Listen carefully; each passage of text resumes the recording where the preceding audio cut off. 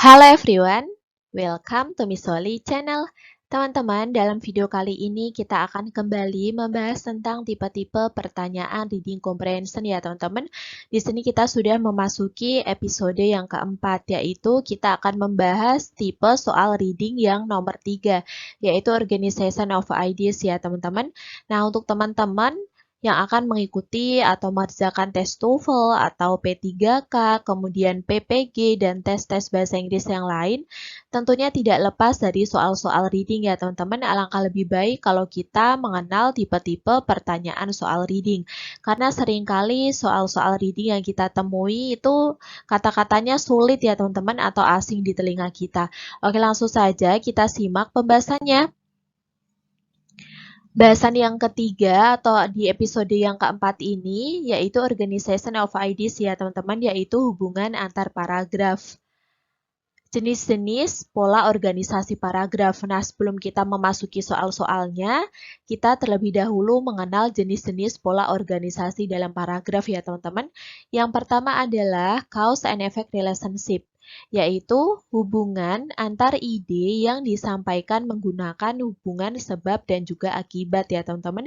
Jadi yang pertama ini kita akan membahas tentang hubungan sebab dan akibat antar paragraf ya teman-teman. Di sini kata-kata yang digunakan untuk mengenalkan sebab adalah di sini kita bisa menggunakan because, kemudian ada since, due to, as a result of, is caused by, thus, if, because of. Nah, teman-teman, di sini adalah kata-kata yang digunakan untuk mengenalkan sebab. Kemudian yang selanjutnya adalah kata-kata yang digunakan untuk mengenalkan akibat ya, teman-teman. Di sini yang pertama ada as a result, for this reason, so, consequently, therefore, so that, dan juga leads to. Nah, selanjutnya. Yang kedua, jenis pola organisasi paragraf yaitu time sequence atau chronological order ya teman-teman, yaitu hubungan yang berkenaan dengan waktu untuk menjelaskan kejadian atau events ya teman-teman. Bisa juga digunakan untuk menjelaskan proses atau prosedur. Nah, kata-kata yang biasa digunakan untuk menunjukkan hubungan waktu adalah yang pertama kita bisa menggunakan by, kemudian diikuti dengan specific time, ada during plus period of time, kemudian in plus year, month, season, decade, kemudian on plus day, ada from plus specific time until, kemudian plus specific time ya teman-teman. Kemudian bisa juga afterwards, later, next, after, then, before, eventually, subsequently. Nah, jika kita menemui kata-kata ini berarti ini merupakan hubungan antar paragraf yaitu time sequence ya teman-teman atau chronological order. Yang selanjutnya masih time sequence atau chronological order ya teman-teman, tapi di sini adalah kata-kata yang digunakan untuk menunjukkan proses ya teman-teman, untuk menunjukkan proses. Yang pertama ada first, kemudian to begin, after that, afterwards, at that time, next, finally, second, third, etc. Kemudian ini bisa dilanjut ya teman-teman, second, third, fourth, fifth, sixth, dan sebagainya. Kemudian ada subsequently, then, later, in conclusion. Nah, teman-teman di sini jika kita menjumpai kalimat ini, kata-kata ini dalam sebuah paragraf, maka di sini merupakan time sequence atau chronological order yang menunjukkan hubungan proses ya teman-teman. Selanjutnya, di sini adalah comparison and contrast relationship, yaitu hubungan persamaan dan perbedaan digunakan untuk mencari persamaan biasa disebut dengan comparison, dan perbedaan yaitu contrast ya teman-teman di antara ide, benda, atau orang. Nah, di sini untuk comparison and contrast relationship merupakan hubungan persamaan dan juga perbedaan ya teman-teman. Nah, di sini selanjutnya adalah kata-kata yang digunakan untuk menunjukkan hubungan comparison. Comparison atau persamaan ya teman-teman. Di sini kita jika menjumpai ada kata and, parallel to, as, resembling, comparable, kemudian ada as, kemudian diikuti titik-titik kalimatnya, katanya atau adjektif dan sebagainya diikuti dengan as. Kemudian ya selanjutnya ada similar to, similarity, as if, exactly like, kemudian ada kalimat sebelumnya diikuti dengan than, kemudian ada like, less, diikuti dengan than, kemudian ada also, just as, much the same, analogous, more, diikuti dengan than, maka di sini merupakan hubungan comparison ya teman-teman. Nah, selanjutnya adalah hubungan contrast.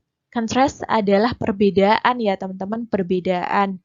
Nah, untuk perbedaan sendiri kita bisa mengatakan kalau ini perbedaan jika di dalam paragraf tersebut kita temui di antara kata-kata berikut ini. Yang pertama ada but, kemudian ada nevertheless, however, contrary, although, oppositely, kemudian ada different from, opposing, similarity, kemudian ada yet, otherwise, in contrast, rather, differently, while, opposite, conversely, on the one hand, on the other hand, on the contrary, kemudian ada juga opposite. Nah, teman-teman di sini adalah kata-kata yang menunjukkan hubungan kontras ya, teman-teman. Selanjutnya adalah pola-pola pengaturan ide ya teman-teman. Jika tadi kita membahas tentang jenis-jenis pola paragraf, di sini adalah pola-pola pengaturan idenya. Yang pertama ada sequence of events, di sini yaitu urutan tentang waktu. Untuk kata-kata yang digunakan, tadi kita sudah membahas dalam slide sebelumnya ya teman-teman. Yang selanjutnya ada special organizations, yaitu pengaturan wacana berdasarkan tata ruang, kemudian letak atau geografi. Sorry, ini salah ketik ya teman-teman, geografi yang betul. Kemudian ini digunakan untuk menjelaskan tempat, objek, orang, ruang atau gerak. Nah, kata-kata arahan atau directional words yang digunakan bisa preposition dan juga nouns and adjectives ya teman-teman. Untuk preposition kita bisa menggunakan above, on, jika kita menjumpai ini dalam paragraf ya teman-teman, di sini disebutnya adalah special organization, kemudian ada across, around, against, kemudian yang selanjutnya ada di sini beneath, inside, in, near, outside. Di sini adalah prepositionnya. Dan juga bisa berupa nouns dan juga adjective ya teman-teman, yaitu bisa back, edge, base, top, kemudian ada bottom, vertical, center, west, kemudian ada corner, horizontal. Nah, teman-teman, di sini adalah contoh-contoh kata yang digunakan dalam special organization pola pengaturan ide ya, teman-teman, dalam hubungan antar paragraf. Yang selanjutnya, pola pengaturan ide bisa berupa pattern of definition, yaitu pola penyusunan ide dalam paragraf yang menjelaskan definisi dari suatu benda atau objek. Nah, kata-kata arahan atau directional words yang digunakan ada refers to, consists of, can be defined as, kemudian juga means. Nah, di sini merupakan pattern of definition ya, teman-teman.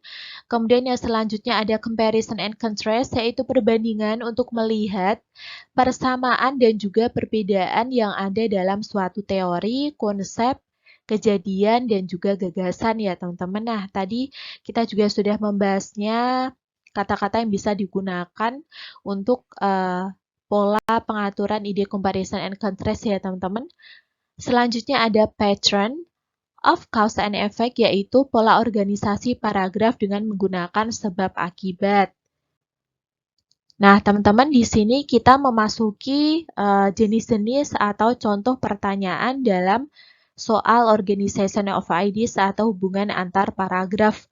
Pertanyaannya biasanya yaitu how is the information in the passage organized? Nah, di sini ya teman-teman. Nah, jadi teman-teman bisa menjawabnya dengan pola hubungan antar paragraf tadi yang sudah kita pelajari jenis-jenisnya, kemudian pola idenya ya teman-teman, apakah di situ perbandingan, sebab akibat, atau chronological order, dan sebagainya.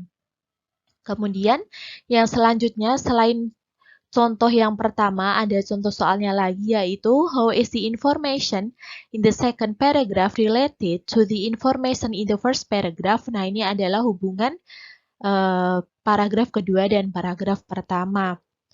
Oke teman-teman, tips untuk mengerjakan soal ini adalah kita pertama harus menentukan main idea dari tiap paragraf. Jika paragrafnya terdiri dari lebih dari satu paragraf, kita harus menentukan main idea dari tiap paragraf. Nah, main idea sendiri kemarin sudah kita bahas dalam video sebelum ini ya teman-teman. Nanti akan saya letakkan link deskripsi di bawah video. Nah, main idea sendiri saya singgung sedikit, itu terdiri dari kalimat lengkap ya teman-teman, yang terdiri dari subjek dan predikat. Kemudian yang selanjutnya adalah tentukan hubungan antara main idea tersebut.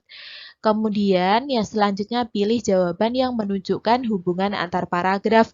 Bisa berupa perbandingan, persamaan, sebab akibat, kemudian time sequence, chronological order, dan sebagainya ya teman-teman.